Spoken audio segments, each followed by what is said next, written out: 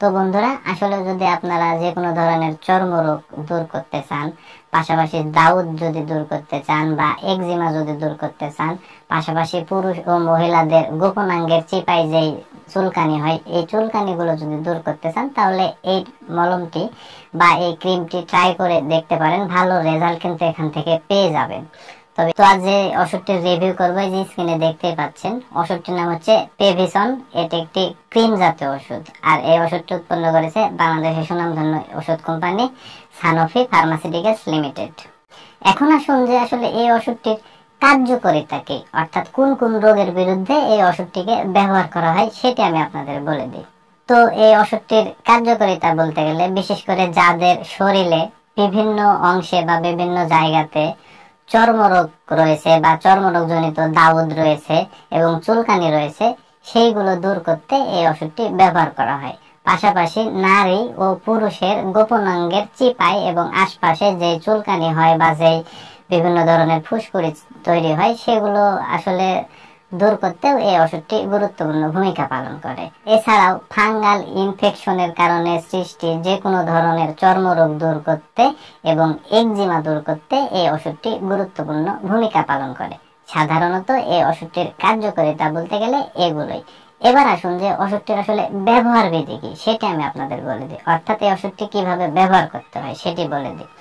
তো এই ওষুধটির ব্যবহার বিধি বলতে গেলে, এই ওষুধটি এটি যেহেতু একটা ক্রিম জাতীয় ওষুধ, সেহেতু আসলে যেই কারণে আপনার রোগ হয়েছে বা চর্মরোগ হয়েছে বা যেই জায়গাতে চর্মরোগ হয়েছে, সেই স্থানটি আগে প্রথমে ভালোভাবে পরিষ্কার করে নিতে হবে।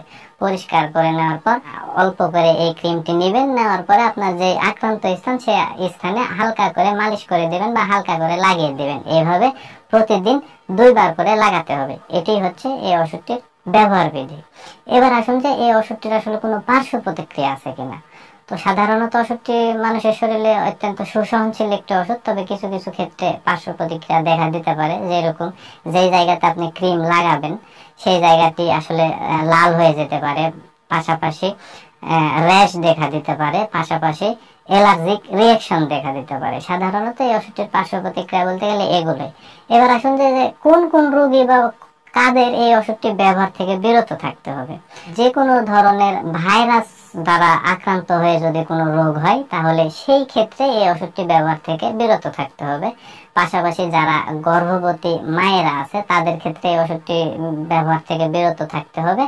পাশাপাশি যারা দুগ্ধদানকারী মায়েরা আছে, অর্থাৎ যেই মায়েরা তাদের শিশুকে দুধ পান করায়, তাদের ক্ষেত্রেও কিন্তু এই ওষুধটি আসলে ব্যবহার থেকে বিরত থাকতে হবে।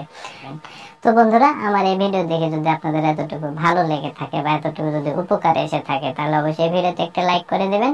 পাশাপাশি আমার এই চ্যানেলটি সাবস্ক্রাইব করে দিবেন, কারণ আমার এই চ্যানেলের মাধ্যমে বিভিন্ন ধরনের রোগের চিকিৎসা, ডাক রিভিউ এবং হেলথ টিপস আমি আপনাদের মাঝে পৌঁছে দিব। তো এই বলে আজকের এই ভিডিও আমি এখানে শেষ করছি। খুব শীঘ্রই আবার দেখা হবে পরবর্তী ভিডিওতে। ততক্ষণে আপনারা সবাই ভালো থাকবেন এবং সুস্থ থাকবেন। খোদা হাফেজ।